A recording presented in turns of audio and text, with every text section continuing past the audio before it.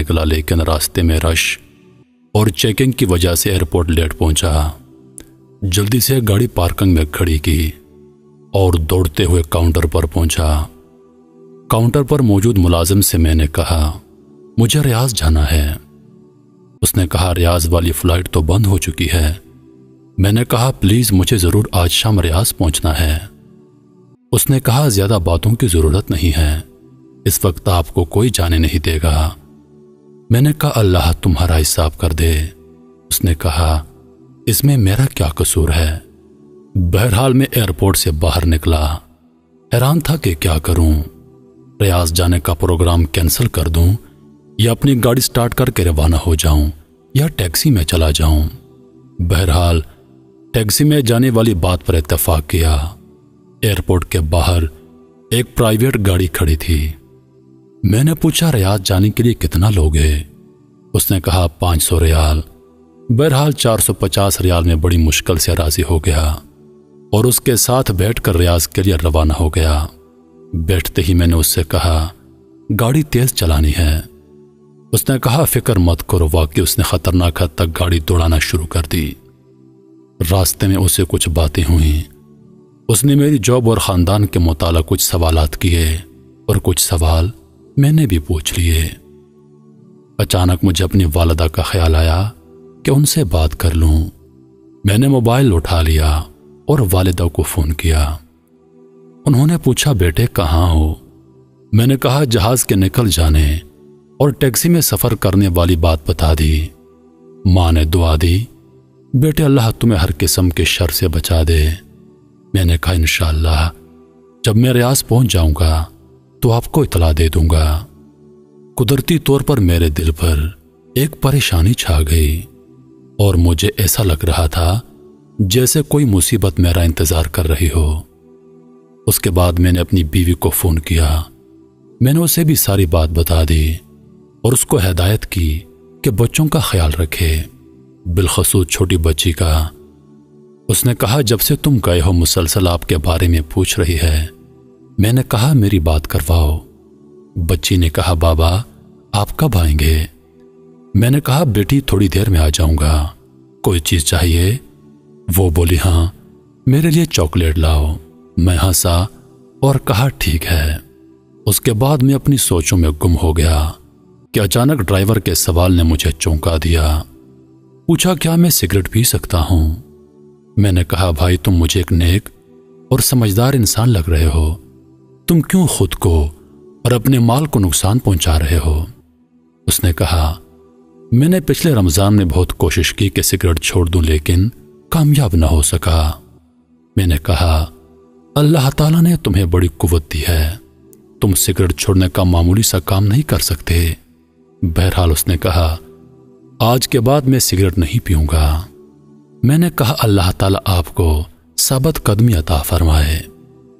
مجھے یاد پڑتا ہے کہ اس کے بعد میں نے گاڑی کے دروازے کے ساتھ سر لگایا کہ اچانک گاڑی سے زوردار دھماکے کی آواز آئی اور پتہ چلا کہ گاڑی کا ایک ٹائر پھٹ گیا ہے۔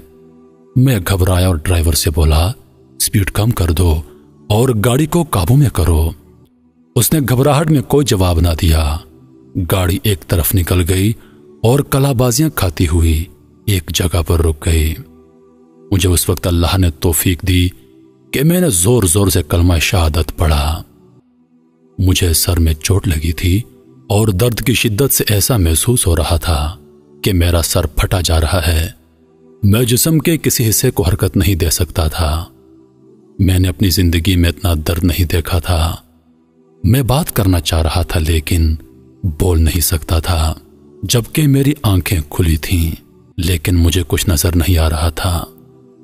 اتنے میں لوگوں کے قدموں کی آواز سنی جو ایک دوسرے سے کہہ رہے تھے اسے ہلاؤ نہیں، سر سے خون نکل رہا ہے اور ٹانگیں مکمل ٹوٹ چکی ہیں۔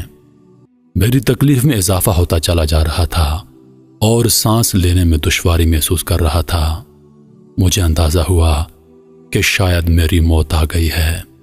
اس وقت مجھے گزری زندگی پر جو ندامت ہوئی میں اسے الفاظ میں بیان نہیں کر سکتا۔ مجھے پتا چلا کہ اب مجھے موت سے کوئی نہیں بچا سکتا۔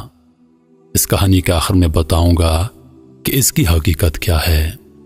یہاں پر ہر بھائی بہن تصور کرے کہ جو کچھ ہو رہا ہے اسی کے ساتھ ہو رہا ہے، کیونکہ انقریب ہم سب کو اس ملتے جلتے حالات سے سابقہ پیش آنا ہے۔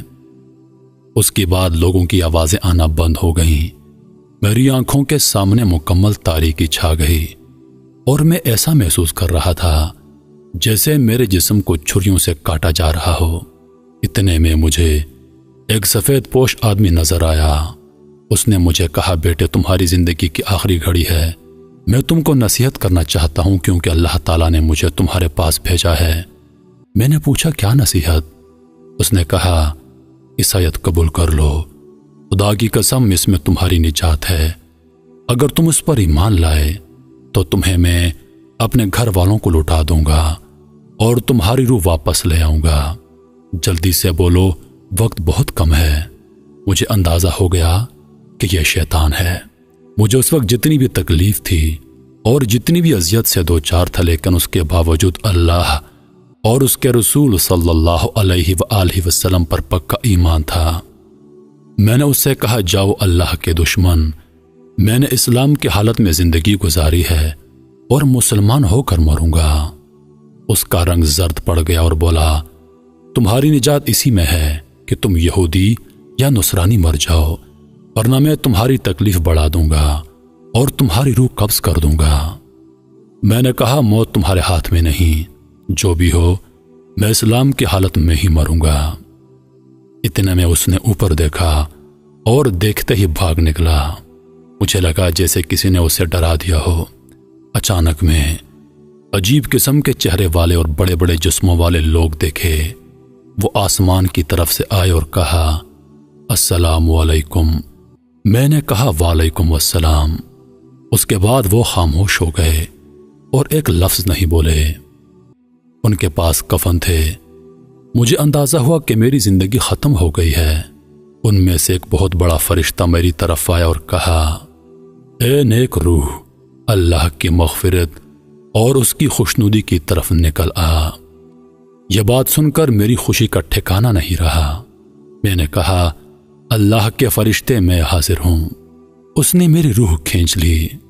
مجھے ایسا محسوس ہو رہا تھا جیسے میں نیند اور حقیقت کے مابین ہوں۔ ایسا لگا کہ مجھے جسم سے آسمان کی طرف اٹھایا جا رہا ہے۔ میں نے نیچے دیکھا تو پتہ چلا کہ لوگ میرے جسم کے ارد گرد کھڑے ہیں اور انہوں نے میرے جسم کو ایک کپڑے سے ڈھانپ دیا۔ ان میں سے کسی نے کہا، انا للہ و انا الیہ راجعون۔ میں نے دو فرشتوں کو دیکھا کہ وہ مجھے وصول کر رہے ہیں اور مجھے کفن میں ڈال کر اوپر کی طرف لے جا رہے ہیں۔ میں نے دائیں بائیں دیکھا تو مجھے آسمان کے علاوہ کچھ نظر نہیں آیا۔ میں بلندی سے بلندی کی طرف لے جایا جا رہا تھا۔ ہم بادلوں کو چیرتے چلے گئے جیسے میں ایک جہاز میں بیٹھا ہوں، یہاں تک کہ پوری زمین مجھے ایک گیند کی طرح نظر آنے لگی۔ میں نے ان دونوں فرشتوں سے پوچھا کہ اللہ مجھے جنت میں داخل کرے گا؟ انہوں نے کہا، اس کا علم صرف اللہ تعالیٰ کو ہے، ہمیں صرف تمہاری روح قبض کرنے کی ذمہ داری سونپی گئی تھی اور ہم صرف مسلمانوں پر مامور ہیں۔ ہمارے قریب سے کچھ اور فرشتے گزر گئے جن کے پاس ایک روح تھی اور اس سے ایسی خوشبو آ رہی تھی کہ میں نے اپنی زندگی میں اتنی زبردست خوشبو نہیں سونگھی تھی۔ میں نے حیرانگی کے عالم میں فرشتوں سے پوچھا، یہ کون ہے؟ انہوں نے کہا، یہ ایک شہید ہے جس کا نام ابو لاباد ہے۔ میں نے کہا، کاش میں شہید ہو کر مرتا۔ اس کے بعد کچھ اور فرشتے ہمارے قریب سے گزرے اور ان کے پاس ایک روح تھی جس سے سخت بدبو آ رہی تھی۔ میں نے پوچھا، یہ کون ہے؟ انہوں نے کہا، یہ بتوں کو پوجنے والا ہے جسے تھوڑی دیر پہلے اللہ تعالیٰ نے اپنے عذاب سے ہلاک کر دیا۔ میں نے کہا کہ شکر ہے میں کم از کم مسلمان مرا ہوں۔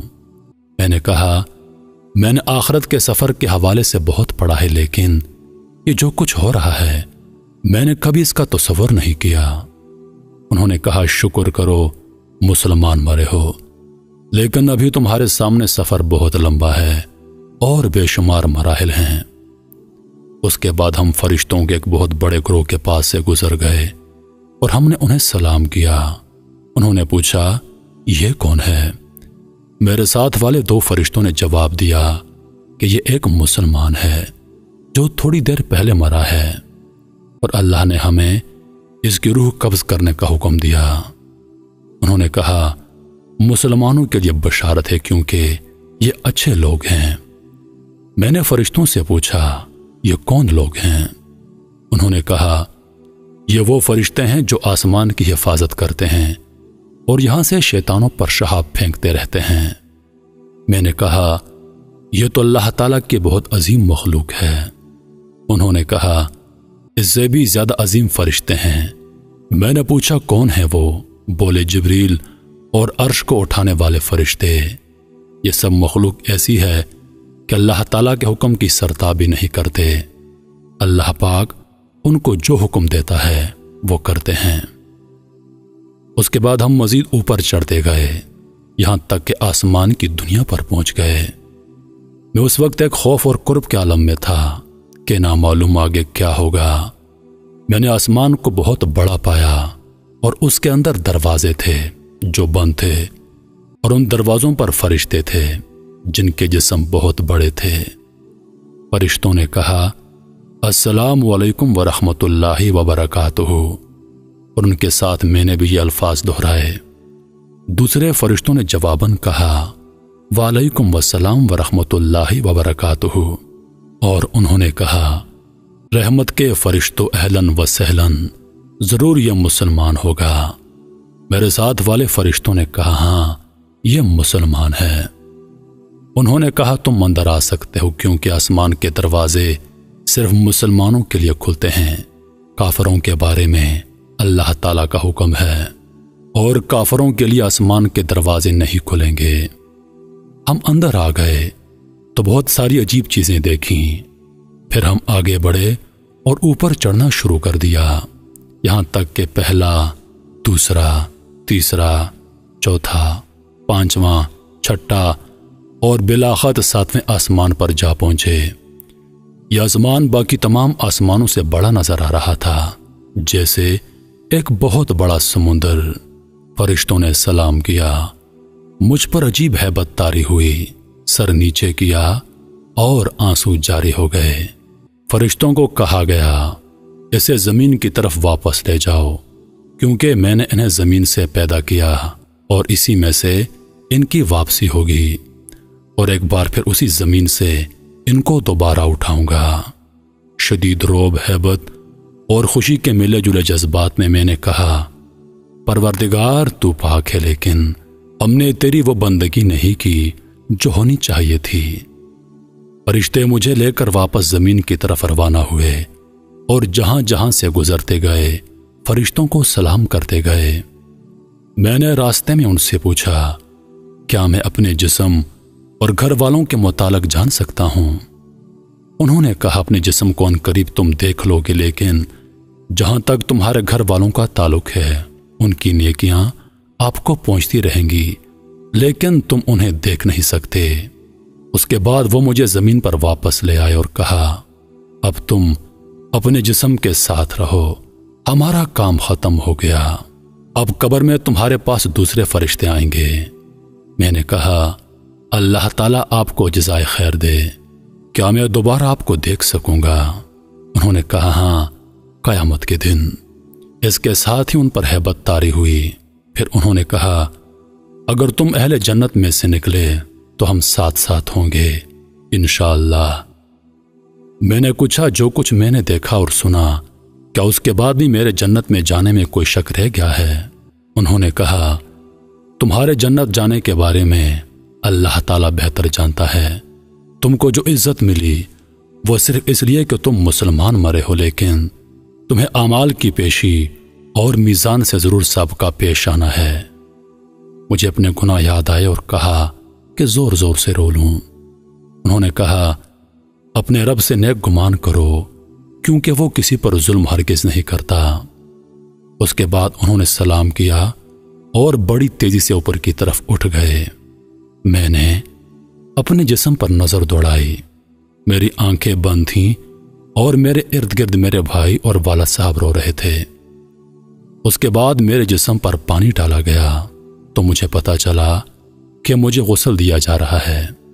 ان کے رونے سے مجھے تکلیف ملتی اور جب میرے لیے دعا کرتے تو اللہ پاک مجھ پر رحم فرماتا۔ ان کی یہ بات مجھے راحت پہنچاتی۔ اس کے بعد میرے جسم کو سفید کفن پہنایا گیا۔ میں نے اپنے دل میں کہا افسوس، میں اپنے جسم کو اللہ کی راہ میں ختم کرتا، کاش میں شہید ہوتا۔ افسوس، میں ایک گھڑی بھی اللہ کی ذکر یا نماز یا عبادت کے بغیر نہ گزارتا، کاش میں شب و روز اللہ کی راہ میں مال خرچ کرتا۔ افسوس، ہائے افسوس۔ اتنے میں لوگوں نے میرا جسم اٹھایا۔ میں اپنے جسم کو دیکھ رہا تھا لیکن نہ تو اس کے اندر جا سکتا ہوں اور نہ دور ہو سکتا ہوں۔ ایک عجیب سی صورتحال سے دو چار تھا۔ مجھے جب اٹھایا گیا تو جو چیز میرے لیے اس وقت تکلیف دہ تھی وہ میرے گھر والوں کا رونا تھا۔ میرا دل کر رہا تھا کہ میں اپنے ابا سے کہہ دوں، ابا جان آپ رونا بند کر دیں، بلکہ میرے لیے دعا کریں کیونکہ آپ کا رونا مجھے تکلیف دے رہا ہے۔ میرے رشتہ داروں میں اس وقت جو کوئی میرے لیے دعا کرتا تو اس سے مجھے راحت ملتی۔ مجھے مسجد پہنچایا گیا اور وہاں پر اتارا گیا۔ میں نے سنا کہ لوگ نماز پڑھنے لگے۔ مجھے شدید خواہش ہوئی کہ میں بھی ان کے ساتھ نماز میں شریک ہو جاؤں۔ میں نے سوچا کتنے خوش قسمت ہیں یہ لوگ کہ نیکیاں کما رہے ہیں جبکہ میرا عمل نامہ بند ہو گیا ہے۔ نماز ختم ہو گئی۔ مؤذن نے اعلان کیا۔ امام میرے قریب آیا اور نماز جنازہ شروع کر دی۔ میں حیران تھا کہ وہاں بہت سارے فرشتے آ گئے جو ایک دوسرے سے باتیں کر رہے تھے کہ نماز پڑھنے والے کتنے لوگ ہیں اور ان میں کتنے اللہ کو ماننے والے ہیں جو اللہ کے ساتھ کسی کو شریک نہیں کرتے۔ چوتھی تکبیر میں نے دیکھا کہ فرشتے کچھ لکھ رہے ہیں۔ مجھے اندازہ ہوا کہ وہ لوگوں کی دعائیں لکھ رہے ہیں۔ اس وقت میرے دل میں خواہش پیدا ہو گئی کہ امام صاحب اس رکعت کو مزید لمبا کر دے کیونکہ لوگوں کی دعاؤں سے مجھے راحت اور سرور مل رہا تھا۔ نماز ختم ہو گئی اور مجھے اٹھا کر قبرستان کی طرف لے گئے۔ راستے میں کچھ لوگ دعائیں مانگ رہے تھے اور کچھ لوگ رو رہے تھے۔ میں حیران و پریشان تھا کہ نہ معلوم میرے ساتھ کیا ہونے والا ہے۔ مجھے اپنے تمام گناہ اور غلطیاں اور ظلم اور جو غفلت کی گھڑیاں میں نے دنیا میں گزاری تھیں ایک ایک چیز سامنے آ رہی تھی۔ ایک شدید ہیبت کا عالم تھا جس سے میں گزر رہا تھا۔ الغرض قبرستان پہنچا کر مجھے اتارا گیا۔ اس وقت مختلف قسم کی آوازیں سننے میں آئیں۔ کوئی کہہ رہا ہے جنازے کو راستہ دو، کوئی کہہ رہا تھا اس طرف لے جاؤ، کوئی کہتا قبر کے قریب رکھ دو۔ یا اللہ، میں نے کبھی اپنے بارے میں ایسی باتیں نہیں سوچی تھیں۔ مجھے قبر میں روح اور جسم کے ساتھ اتارا لیکن ان لوگوں کو صرف میرا جسم نظر آ رہا تھا، روح نہیں۔ اس کے بعد لحد کو بند کر دیا گیا۔ میرا دل کر رہا تھا کہ چیخ چیخ کر کہہ دوں کہ مجھے یہاں پر مت چھوڑو، پتہ نہیں میرے ساتھ کیا ہوگا، لیکن میں بول نہیں سکتا تھا۔ الغرض مٹی ڈالنی شروع ہو گئی اور میری قبر میں گھپ اندھیرا چھا گیا۔ لوگوں کی آوازیں آنا بند ہوتی چلی گئیں لیکن میں ان کے قدموں کی آوازیں سن رہا تھا۔ ان میں سے جو کوئی میرے لیے دعا کرتا تو اس سے مجھے سکون مل جاتا۔ اچانک قبر مجھ پر تنگ ہو گئی اور ایسا لگا کہ میرے پورے جسم کو کچل دے گی اور قریب تھا کہ میں ایک چیخ نکال دوں لیکن پھر دوبارہ اصلی حالت پر آ گئی۔ اس کے بعد میں نے ایک طرف دیکھنے کی کوشش کی کہ اچانک دو ہیبتناک قسم کے فرشتے نمودار ہوئے جن کے بڑے بڑے جسم، کالے رنگ اور نیلی آنکھیں تھیں۔ ان کی آنکھوں میں بجلی کی طرح چمک تھی اور ان میں سے ایک کے ہاتھ میں بہت بڑا گرز تھا۔ اگر اس سے پہاڑ کو مارتا تو پہاڑ ریزہ ریزہ ہو جاتا۔ ان میں سے ایک نے مجھ سے کہا بیٹھ جاؤ تو میں فوراً بیٹھ گیا۔ پھر اس نے کہا من ربک؟ تمہارا رب کون ہے؟ جس کے ہاتھ میں گرز تھا وہ مجھے بغور دیکھ رہا تھا۔ میں نے جلدی سے کہا ربی اللہ، میرا رب اللہ ہے۔ جواب دیتے وقت مجھ پر کپ کپی طاری تھی، اس لیے نہیں کہ مجھے جواب میں کوئی شک تھا بلکہ ان کے رعب کی وجہ سے۔ پھر اس نے مزید 2 سوال کیے۔ کہا تمہارا نبی کون ہے؟ تمہارا دین کون سا ہے؟ الحمدللہ میں نے ٹھیک ٹھیک جوابات دے دیے۔ اس نے کہا اب تم قبر کے عذاب سے بچ گئے ہو۔ میں نے پوچھا کیا تم منکر و نکیر ہو؟ انہوں نے جواباً کہا ہاں، اور بولے اگر تم صحیح جوابات نہ دیتے تو ہم تمہیں اس گرز سے مارتے اور تم اتنی چیخیں نکالتے کہ اس سے زمین کی ساری مخلوق سن لیتی سوائے انسانوں اور جنات کے، اور اگر دنیا کے انسان اور جنات تمہاری آوازوں کو سن لیتے تو وہ بے ہوش ہو جاتے۔ میں نے کہا اللہ کا شکر ہے، اس نے مجھے اس مصیبت سے بچا لیا۔ اس کے بعد وہ چلے گئے اور ان کے جانے سے مجھے قدر اطمینان حاصل ہوا۔ ان کے چلے جانے کے ساتھ ہی مجھے سخت گرمی محسوس ہوئی اور مجھے لگا کہ میرا جسم جلنے والا ہے، جیسے جہنم سے کوئی کھڑکی کھول دی گئی ہو۔ اتنے میں 2 اور فرشتے آئے اور کہا السلام علیکم ورحمۃ اللہ وبرکاتہ۔ میں نے جواب دیا وعلیکم السلام ورحمۃ اللہ وبرکاتہ۔ انہوں نے کہا ہم فرشتے ہیں، ہم قبر میں تمہارے اعمال تمہیں پیش کرنے آئے ہیں تاکہ قبر میں قیامت تک تمہیں اپنی نیکیوں کا جو بدلہ ملنا چاہیے وہ بدلہ مل جائے۔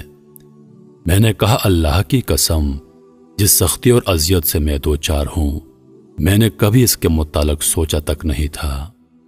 پھر میں نے پوچھا کیا میں ایک سوال کر سکتا ہوں؟ انہوں نے کہا کر لو۔ میں نے پوچھا کیا میں جنت میں سے ہوں، اور کیا اتنی ساری تکلیفیں جھیلنے کے بعد بھی میرے لیے جہنم کا خطرہ موجود ہے؟ انہوں نے کہا تم ایک مسلمان ہو، اللہ اور اس کے رسول صلی اللہ علیہ وسلم پر ایمان لائے ہو، لیکن جنت جانے کا علم اللہ کے سوا کسی کو نہیں۔ بہرحال اگر تم جہنم چلے بھی گئے تو وہاں ہمیشہ نہیں رہو گے کیونکہ تم موہت ہو۔ یہ سن کر میری آنکھوں سے آنسو جاری ہو گئے اور میں نے کہا اللہ نے مجھے دوزخ بھیج دیا تو پتہ نہیں وہاں میں کتنا عرصہ رہوں گا۔ انہوں نے کہا اللہ تعالیٰ سے امید رکھو کیونکہ وہ بہت کریم ہے، اور اب ہم تمہارے اعمال پیش کر رہے ہیں، تمہارے بلوغت کے وقت سے تمہارے ایکسیڈنٹ کے وقت تک۔ انہوں نے کہا سب سے پہلے ہم نماز سے شروع کرتے ہیں کیونکہ کافر اور مسلمان کے مابین فرق کرنے والی چیز نماز ہے، لیکن فی الحال تمہارے سارے اعمال روک دیے گئے ہیں۔ میں نے حیرانگی سے پوچھا میں نے اپنی زندگی میں بہت سارے نیک اعمال کیے ہیں، آخر میرے اعمال کیوں روک دیے گئے ہیں؟ اور اس وقت جو میں اپنے جسم میں گرمی محسوس کر رہا ہوں اس کی کیا وجہ ہے؟ انہوں نے کہا اس کی وجہ یہی ہے کہ تمہارے اوپر قرضہ ہے جو تم نے مرنے سے پہلے ادا نہیں کیا۔ میں رو پڑا اور میں نے کہا کیسے؟ اور یہ جو میرے اعمال روک دیے گئے ہیں ان کی وجہ بھی کیا یہی ہے؟ میرا سوال ابھی پورا نہیں ہوا تھا کہ میری قبر میں اچانک روشنی آ گئی اور ایک ایسی خوشبو پھیل گئی کہ ویسی خوشبو میں نے اپنی زندگی میں کبھی نہیں سونگھی تھی۔ اس روشنی سے آواز آئی السلام علیکم ورحمۃ اللہ وبرکاتہ۔ میں نے کہا وعلیکم السلام ورحمۃ اللہ وبرکاتہ۔ پوچھا تم کون ہو؟ اس نے کہا میں سورۃ الملک ہوں، میں اس لیے آئی ہوں کہ اللہ تعالیٰ سے تیرے لیے مدد طلب کر دوں کیونکہ تم نے میری حفاظت کی تھی اور تمہارے رسول صلی اللہ علیہ وآلہ وسلم نے تمہیں بتا دیا تھا کہ جو کوئی سورۃ الملک پڑھے گا قبر میں وہ اس کے لیے نجات کا ذریعہ ہوگی۔ میں بہت خوش ہوا۔ میں نے کہا میں نے بچپن میں تم کو حفظ کر لیا تھا اور میں ہمیشہ نماز میں اور گھر میں تیری تلاوت کیا کرتا تھا، مجھے اس وقت تمہاری اشد ضرورت ہے۔ اس نے کہا اس لیے تو میں آئی ہوں کہ اللہ تعالیٰ سے دعا کر لوں کہ وہ تمہاری تکلیف کو آسانی میں تبدیل کر دے، لیکن تم سے ایک غلطی ہوئی ہے کہ تم نے لوگوں کے قرضے ادا نہیں کیے ہیں۔ میں نے کہا نجات کا کوئی طریقہ ہے؟ اس نے کہا 3 باتوں میں سے کوئی ایک تمہارا مسئلہ حل کر سکتا ہے۔ میں نے جلدی سے کہا وہ کون سے کام ہیں؟ اس نے کہا پہلے یہ بتا دو کہ تم نے کوئی کاغذ لکھ کر چھوڑا ہے جسے دیکھ کر تمہارے ورثہ وہ قرضہ ادا کر دیں۔ ورثہ کا نام سن کر میرے آنسو نکل آئے۔ مجھے تمام گھر والے، امی، ابو، بیوی، بہن، بھائی اور بچے یاد آنے لگے۔ پتہ نہیں میرے بعد ان کا کیا حل ہوگا۔ میری چھوٹی بچی جس کے ساتھ میں نے چاکلیٹ کا وعدہ کیا تھا، اب کون اس کے لیے چاکلیٹ لے کر آئے گا؟ میری بیوی کو لوگ بیوہ کہیں گے، کون ان کا خیال رکھے گا؟ سورۃ الملک نے پوچھا لگ رہا ہے تم کوئی چیز یاد کر رہے ہو۔ میں نے کہا مجھے اپنے اہل و عیال اور بچے یاد آئے کہ میرے بعد ان کا کیا حل ہوگا۔ سورۃ الملک نے کہا جس نے انہیں پیدا کیا ہے وہی روزی بھی دے گا اور وہی نگہبان ہے۔ سورۃ الملک کی اس بات سے مجھے کافی تسلی حاصل ہوئی۔ اس کے بعد میں نے پوچھا کیا میں جان سکتا ہوں کہ میرے اوپر ٹوٹل قرضہ کتنا ہے؟ سورۃ الملک نے کہا میں نے فرشتے سے پوچھا۔ اس نے بتایا کہ 1700 ریال۔ 1000 آپ کے دوست کے ہیں جس کا نام ابو حسن ہے اور باقی مختلف لوگوں کے ہیں۔ میں نے کہا مختلف لوگ کون ہیں؟ اس نے کہا دراصل بلوغت سے لے کر آخری دن تک تم سے کئی بار اس بارے میں کوتاہی ہوئی ہے، اس طرح قرضہ بڑھ گیا ہے۔ مثلاً 5 ریال اس دکاندار کے ہیں جس سے آپ نے کوئی چیز خریدی تھی جبکہ آپ کی عمر 15 سال تھی۔ آپ نے اس سے کہا پیسے کل دے دوں گا اور پھر آپ نے نہیں دیے۔ اس طرح لانڈری والے سے آپ نے کپڑے دھلوائے اور اس کو ادائیگی کرنا بھول گئے۔ کرتے کرتے اس نے سارے لوگوں کے نام بتا دیے اور سارے مجھے یاد آ گئے۔ سورۃ الملک نے کہا لوگوں کے حقوق معمولی سمجھنے اور ان سے غفلت برتنے کی وجہ سے بہت سارے لوگوں پر قبر میں عذاب ہوتا ہے۔ کیا تمہیں اپنے رسول صلی اللہ علیہ وآلہ وسلم نے خبر نہیں دی تھی کہ شہید کے اعمال بھی روک لیے جائیں گے جب تک اس کا قرضہ ادا نہیں ہوا ہو؟ میں نے کہا نجات کا کوئی طریقہ ہو سکتا ہے؟ اس نے کہا پہلا حل تو یہ ہے کہ جس کا قرضہ ہے وہ اپنا قرضہ معاف کر دے۔ میں نے کہا ان میں سے اکثر لوگ تو ان قرضوں کو بھول گئے ہیں جس طرح میں بھول گیا تھا، اور ان کو میرے مرنے کی خبر بھی نہیں ہوگی۔ اس نے کہا پھر دوسرا حل یہ ہے کہ تمہارے ورثہ تمہاری طرف سے ادائیگی کر دیں۔ میں نے کہا ان کو میرے قرضوں کی اور میری تکلیفوں کی کہاں خبر ہے، جبکہ میں نے کوئی وصیت نامہ بھی نہیں چھوڑا کیونکہ مجھے موت اچانک آ گئی اور مجھے ان ساری مشکلات کا علم نہیں تھا۔ سورۃ الملک نے کہا ایک اور حل ہو سکتا ہے لیکن میں تھوڑی دیر بعد تمہیں بتا دوں گی، اب میں جاتی ہوں۔ میں نے کہا خدا را مت جاؤ کیونکہ تمہارے جانے سے تاریکی ہو جائے گی جو میری موجودہ تکالیف میں اضافے کا باعث بنے گی۔ سورۃ الملک نے کہا میں زیادہ دیر کے لیے نہیں جا رہی بلکہ تمہارے لیے کوئی حل نکالنے کے لیے جا رہی ہوں۔ اس کے بعد سورۃ الملک چلی گئی اور میں گھپ اندھیرے میں اکیلا رہ گیا۔ بطور تکلیف کے باوجود میں نے کہا یا ارحم الراحمین، اے اجنبیوں کے مولا، اے ہر اکیلے کے ساتھی، اس قبر کی تاریکی میں میری مدد کر۔ لیکن فوراً مجھے خیال آیا کہ میں تو دارالحساب میں ہوں، اب دعاؤں کا کیا فائدہ؟ زیادہ دیر نہیں گزری تھی کہ میں نے ایک مانوس آواز سن لی۔ میں نے آواز پہچان لی، یہ میرے والد بزرگوار کی آواز تھی جو کہہ رہے تھے السلام علیکم ورحمۃ اللہ وبرکاتہ۔ میں نے کہا وعلیکم السلام ورحمۃ اللہ وبرکاتہ، لیکن میرا جواب انہیں کون پہنچائے؟ پھر انہوں نے کہا اے اللہ، میں اس بیٹے سے راضی ہوں، تو بھی اس سے راضی ہو جا۔ میرے والد صاحب جب دعا مانگ رہے تھے تو دعا کے دوران ایک زبردست روشنی میری قبر میں آئی۔ یہ دراصل رحمت کا فرشتہ تھا جو میری والد کی دعا کو نوٹ کر رہا تھا، اور جب تک میرے والد نہیں گئے تھے وہ میرے ساتھ رہا۔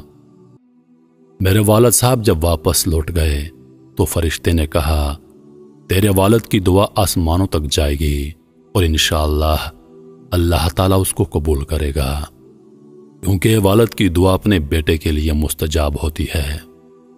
میں نے تمنا کی کاش میرے والد قبر پر زیادہ دیر کے لیے ٹھہرتے اور دعا مزید لمبی کرتے، کیونکہ ان کی دعا کی وجہ سے مجھے کافی آرام ملا۔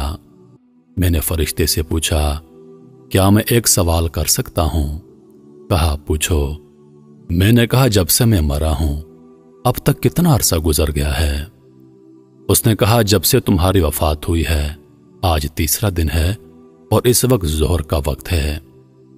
میں نے حیرانگی سے کہا 3 دن اور اتنے سارے معاملات اور واقعات اور یہ قبر کی تاریکی جبکہ باہر دنیا روشن ہے۔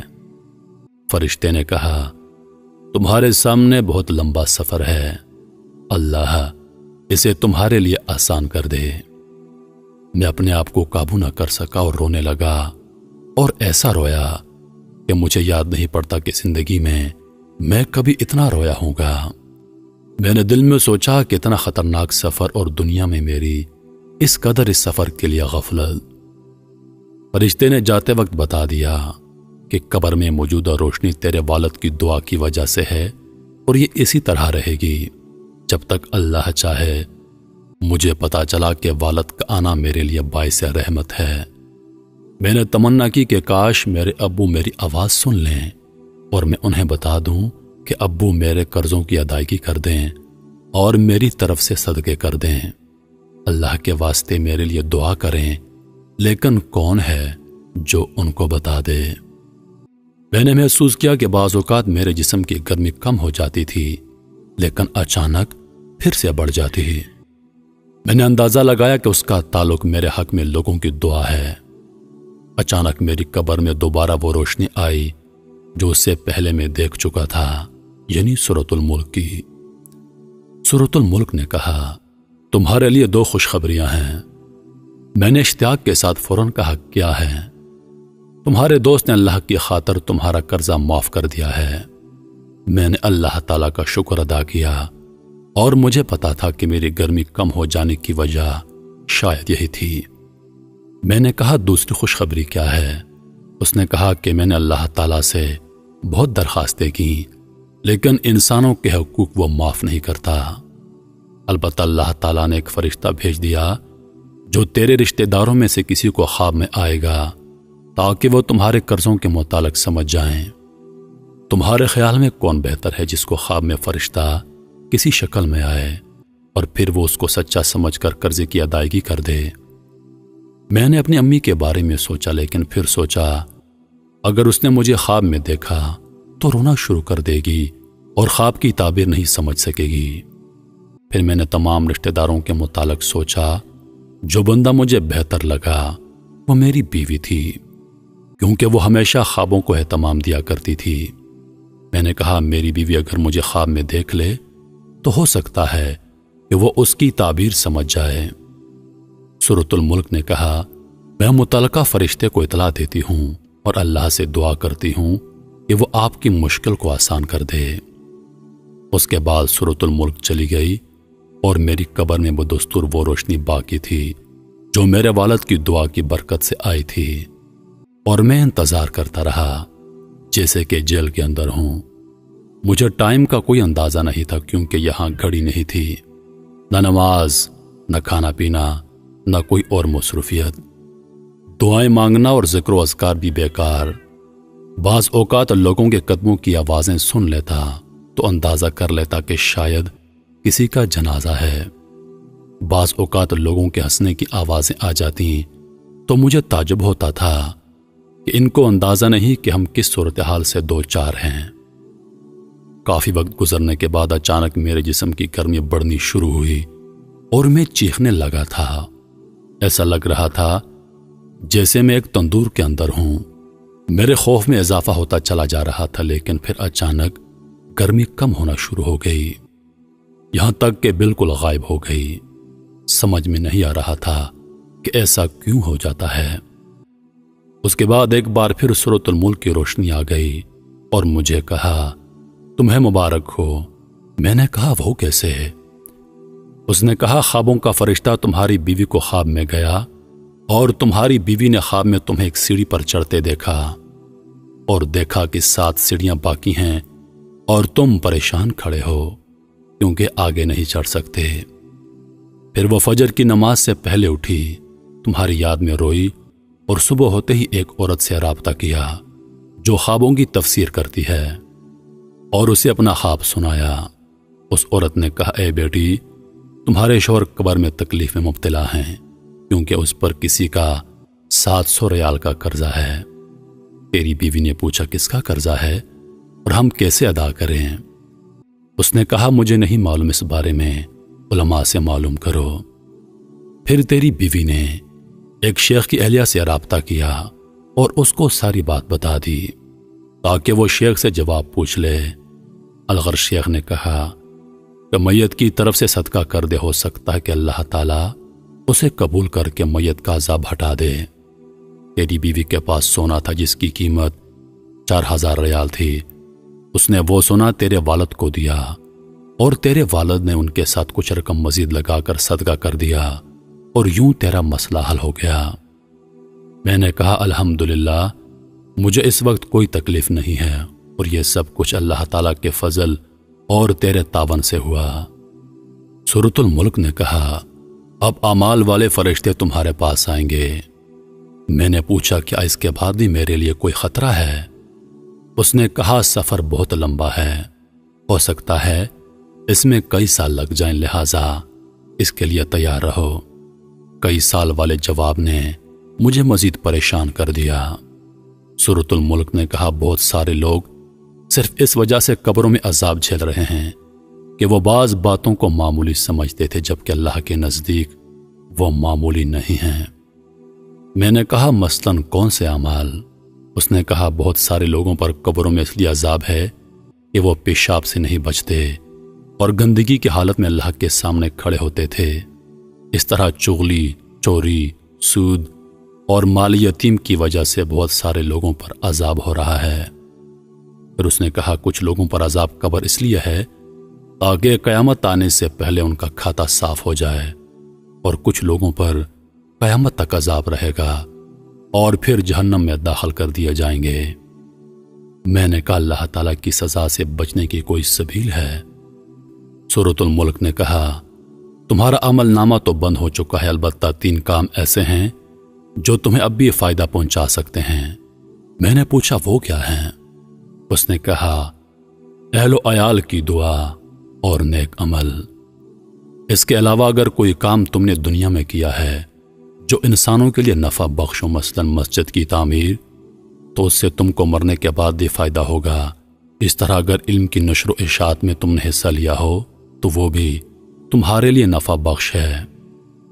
میں نے کہا میں کتنا بدبخت ہوں کہ دنیا میں کتنے عمل کے مواقع تھے جس سے میں نے کوئی فائدہ نہیں اٹھایا، اور آج بے یار و مددگار قبر میں پڑا ہوں۔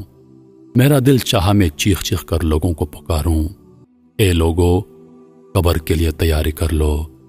خدا کی قسم اگر تم لوگوں نے وہ کچھ دیکھا جو میں نے دیکھا تو مسجدوں سے باہر نہیں نکلو گے اور اللہ کی راہ میں سارا مال لگا دو گے۔ سورۃ الملک نے کہا مردہ لوگوں کی نیکیاں عام طور پر شروع کے دنوں میں بہت ہوتی ہیں، لیکن اس کے بعد رفتہ رفتہ وہ کم ہوتی چلی جاتی ہیں۔ میں نے پوچھا کیا یہ ممکن ہے کہ میرے گھر والے اور میرے رشتہ دار مجھے بھول جائیں گے؟ مجھے یقین نہیں ہے کہ وہ اتنی جلدی مجھے بھول جائیں گے۔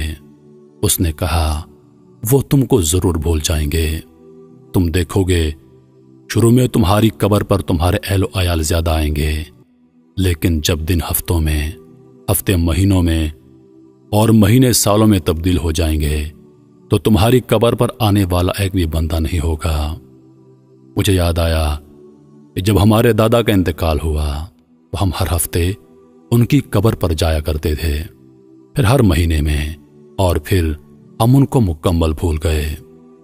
جب میں زندہ تھا تو مردوں کو بھول جاتا تھا، لیکن آج میں خود اس حالت کو پہنچ چکا ہوں۔ ان ہفتے اور مہینے گزرتے گئے اور میری مدد کے لیے کوئی نہ تھا سوائے چند اعمال کے جو مجھے پہنچتے تھے۔ یا میرے والد بھائی اور دوسرے رشتہ داروں کی قبر پر آنا جو رفتہ رفتہ کم ہوتا گیا۔ زیادہ تر مجھے اپنی والدہ کی دعا پہنچتی رہی جو وہ تہجد میں میرے لیے کرتی رہی۔ باخدا وہ میرے لیے طمانیت کا باعث ہوتی تھی۔ نیک اعمال کا آنا کم ہوتا چلا گیا۔ نامعلوم کیا وجہ تھی کہ سورۃ الملک کا آنا بھی بند ہو گیا۔ میری قبر میں پھر سے اندھیرا چھا گیا۔ مجھے بعض گناہ یاد آئے جو میں نے کیے تھے۔ ایک ایک دن اور ایک ایک گھڑی یاد آ رہی تھی۔ مجھے اپنے گناہ پہاڑ کے برابر لگ رہے تھے۔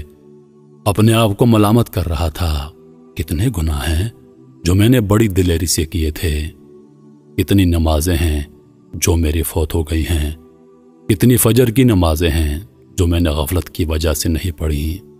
یہ سارے گناہ یاد کر کے میں اتنا رویا کہ مجھے وقت کا اندازہ ہی نہیں تھا۔ ایک دن اچانک ایسی روشنی آئی جیسے سورج نکل چکا ہو۔ میں نے فرشتوں کی آوازیں سنی کہ وہ ایک دوسرے کو مبارکباد دے رہے تھے۔ میری سمجھ سے باہر تھا کہ کیا ہو چکا ہے کہ میرے پاس سورۃ الملک آئی اور خوشخبری سنا دی۔ سورۃ الملک نے بتایا کہ رمضان کا مہینہ شروع ہو گیا ہے۔ سورۃ الملک نے بتایا کہ رمضان کا مہینہ شروع ہو گیا ہے اور یہ رحمت اور معافی کا مہینہ ہے۔ اس میں بہت سارے مردے مسلمانوں کی دعاؤں کی برکت سے نجات پا لیتے ہیں۔ میں بہت خوش ہوا، اللہ تعالیٰ انسانوں پر کتنا مہربان ہے، لیکن انسان ہے کہ گمراہی پر تلا ہوا ہے۔ سورۃ الملک نے بتایا کہ اللہ تعالیٰ کسی کو آگ میں نہیں ڈالنا چاہتا، لیکن یہ انسانوں کی اپنی حماقت ہوتی ہے کہ وہ ایسے گناہ کر جاتے ہیں جو ان کی سزا کا باعث بن جاتے ہیں۔ پھر اس نے کہا، اب تھوڑی دیر بعد مسلمان نماز پڑھیں گے اور تم ان کی آوازیں سنو گے۔ سورۃ الملک چلی گئی اور میری قبر میں بدستور روشنی تھی، اور میں نے پہلی بار مسجد سے آنے والی اذان سن لی۔ اپنی زندگی کو یاد کیا اور تراویح کو یاد کیا، بہت رویا۔ میں نے سنا کہ لوگ نماز پڑھ رہے ہیں، اور پھر میں نے امام کی دعا سن لی۔ امام صاحب کی دعا سے مجھے سکون ملا، اور میں نے تمنا کی کہ امام دعا کو تول دے دے۔ میں نے محسوس کیا کہ وہ دعا سیدھی قبول ہو رہی ہے، کیونکہ مجھے اس سے کافی خوشی اور راحت مل رہی تھی۔ میں روتا جا رہا تھا اور ساتھ ساتھ آمین پڑھتا جا رہا تھا۔ اس طرح رمضان کا سارا مہینہ بہت سکون اور راحت سے گزرا۔ اور پھر ایک دن میری قبر میں انسان کی شکل میں ایک آدمی آیا جس سے بہت تیز خوشبو آ رہی تھی۔ میں حیران ہوا کیونکہ مرنے کے بعد یہ پہلا انسان تھا جو میں دیکھ رہا تھا۔ اس نے مجھے سلام کیا اور جواب میں نے وعلیکم السلام کہا۔ اس نے کہا، میں تمہیں خوشخبری دیتا ہوں کہ اللہ تعالیٰ نے تمہارے گناہ معاف کر دیے ہیں۔ میں نے کہا، اللہ آپ کو جزائے خیر دے، آپ کون ہیں؟ میں پہلی مرتبہ قبر میں انسان کی شکل دیکھ رہا ہوں۔ اس نے کہا، میں انسان نہیں ہوں۔ میں نے پوچھا، کیا آپ فرشتے ہیں؟ بولا، نہیں، دراصل میں تمہارا نیک عمل ہوں۔ تمہاری نمازیں، تمہارے روزے، حج، انفاق فی سبیل اللہ اور صلح رحمی وغیرہ وغیرہ کو اللہ تعالیٰ نے اس شکل میں تمہارے پاس بھیجا ہے۔ مجھے بہت خوشی ہوئی اور اللہ کا شکر ادا کیا۔ میں نے پوچھا، تم اتنے لیٹ کیوں آئے ہو؟ اس نے کہا، تمہارے گناہ اور تمہارے قرضے میری راہ میں رکاوٹ تھے، اور جب اللہ تعالیٰ نے معافی کا اعلان کر دیا تو میرے لیے راستہ کھل گیا۔ میں نے پوچھا، تو کیا اس معافی کے بدلے میں اللہ تعالیٰ مجھے جنت دے گا؟ اس نے کہا، یہ بات اللہ تعالیٰ کے علاوہ کوئی نہیں جانتا۔ پھر اس نے کہا، قیامت کے دن میزان سے تمہاری جنت اور دوزخ جانے کا پتہ چلے گا۔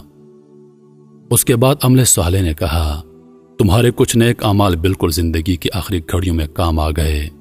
میں نے پوچھا، وہ کیا ہیں؟ اس نے کہا، اگر تمہیں یاد ہو، مرتے وقت اللہ تعالیٰ نے تمہیں توفیق دی اور تم نے کلمہ پڑھا۔ تمہیں اندازہ نہیں کہ فرشتوں کو کتنی خوشی ہوئی کہ تمہاری زندگی کا خاتمہ توحید پر ہوا، جبکہ شیطان تمہیں نصرانیت اور یہودیت کی تلقین کر رہا تھا۔ اس وقت تمہارے ارد گرد دو قسم کے فرشتے موجود تھے، ایک وہ جو مسلمانوں کی روحیں قبض کرتے ہیں، اور کچھ وہ جو کافروں کی روحیں قبض کرتے ہیں۔ جب تم نے کلمہ پڑھا تو وہ فرشتے چلے گئے جو کافروں کی روحیں قبض کرتے تھے۔ اور پھر دوسرے فرشتوں نے تمہاری روح قبض کر لی۔ میں نے پوچھا اس کے علاوہ بھی کوئی نیکی ہے؟ اس نے کہا ہاں، جب تم نے ڈرائیور کو سگریٹ چھوڑنے کی نصیحت کی تو آج جو خوشبو تم سونگھ رہے ہو یہ اس نصیحت کی بدولت ہے۔ اس کے علاوہ اپنی والدہ کو تمہاری کال اور اس کے ساتھ جو بھی تم نے باتیں کی، اللہ تعالیٰ نے ہر بات کے بدلے میں تمہارے لیے نیکیاں لکھ دیں۔ مجھے یاد آ گیا جو باتیں میں نے والدہ سے کی تھیں، اگر مجھے پتا ہوتا تو میں ان باتوں میں گھنٹہ لگا دیتا۔ پھر عمل صالح نے کہا زندگی کے آخری وقت ایک گناہ بھی تمہارے کھاتے میں لکھا گیا ہے۔ میں حیران ہوا اور پوچھا وہ کیسے؟ عمل صالح بولا تم نے بچی سے کہا کہ میں تھوڑی دیر میں آ جاؤں گا، اس طرح تم نے اسے جھوٹ بول دیا، کاش مرنے سے پہلے تم توبہ کر لیتے۔ میں رویا، میں نے کہا اللہ کی قسم میرا ارادہ جھوٹ کا نہیں تھا، بلکہ میرا خیال یہ تھا کہ اس طرح وہ میرے آنے تک صبر کر لے گی۔ اس نے کہا جو بھی ہو آدمی کو سچ بولنا چاہیے، کیونکہ اللہ تعالیٰ سچے لوگوں کو پسند کرتا ہے اور جھوٹ بولنے والوں کو ناپسند کرتا ہے، لیکن لوگ اس میں بہت تساہل اور غفلت کا مظاہرہ کرتے ہیں۔ پھر اس نے کہا تمہاری وہ بات بھی گناہ کے کھاتے میں لکھ دی گئی ہے جو تم نے ایئرپورٹ میں کاؤنٹر پر بیٹھے ہوئے شخص سے کہہ دی کہ اللہ تعالیٰ تمہارا حساب کر دے۔ اس طرح تم نے ایک مسلمان کا دل دکھا دیا۔ میں حیران ہو گیا کہ اتنی معمولی باتیں بھی ثواب اور گناہ کا باعث بنتی ہیں۔ عمل صالح نے مزید بتایا یہ انسانوں پر اللہ تعالیٰ کا بہت بڑا احسان ہے کہ جب وہ ایک نیکی کریں تو اللہ تعالیٰ اسے 10 گنا بلکہ 700 گنا بڑھا دیتا ہے، اور بہترین اعمال وہ ہیں جو اللہ تعالیٰ کو زیادہ محبوب ہیں۔ میں نے کہا 5 وقتہ نمازوں کے بارے میں کیا خیال ہے؟ عمل صالح نے کہا نماز، زکوٰۃ، روزہ، حج وغیرہ تو فرائض ہیں، میں ان کے علاوہ بھی تمہیں ایسے اعمال بتا دوں گا جو اللہ تعالیٰ کو بہت محبوب ہیں۔ میں نے کہا وہ کیا ہیں؟ بولا تمہاری عمر جب 20 سال تھی تم عمرے کے لیے گئے، رمضان کے مہینے میں گئے تھے، تم نے وہاں 100 ریال کی افطاری خرید کر لوگوں میں بانٹ دی، اس کا اجر تم نے کمایا ہے۔ اس طرح ایک بار تم نے بوڑھی عورت کو کھانا کھلایا تھا، وہ بوڑھی ایک نیک عورت تھی، اس نے جو تمہیں دعائیں دی ہیں اس کے بدلے اللہ تعالیٰ نے تمہیں بہت نیکیاں اور اجر دیا ہے۔ میں تمہیں ایک اور بات بتا دوں، ایک بار تم مدینہ جا رہے تھے کہ راستے میں تمہیں ایک آدمی کھڑا ملا جس کی گاڑی خراب تھی، تم نے اس کی جو مدد کی اللہ تعالیٰ کو تمہاری وہ نیکی بہت پسند آئی اور تمہیں اس کا بہت بڑا اجر ملا ہے۔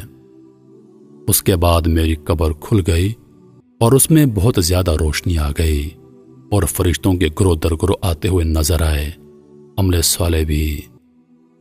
عزیز دوستو ذرا سوچئے، یہ کہانی عبرت کے لیے لکھی گئی ہے لیکن احادیث مبارکہ کے بیان کے عین مطابق ہے۔ کیا اس کہانی کے سننے کے بعد بھی ہم آخرت کے لیے فکر مند نہیں ہوں گے؟ کیا اس کہانی کے بعد بھی ہم گناہ کریں گے؟ عزیز دوستو اس پیغام کو اپنے دوستوں کے ساتھ ضرور شیئر کرو، کیونکہ جب تک کوئی یہ ویڈیو دیکھتا رہے گا جنت میں آپ کے نام کا درخت لگتا رہے گا، کیونکہ یہ صدقہ جاریہ ہے اور صدقہ جاریہ کا ثواب مرنے کے بعد بھی آپ کو ملتا رہے گا۔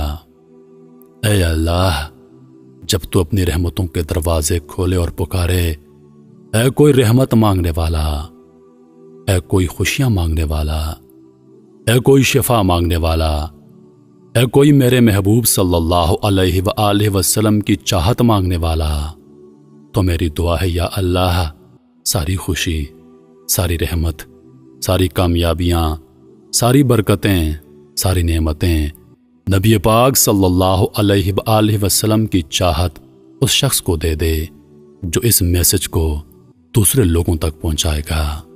آمین یا رب العالمین۔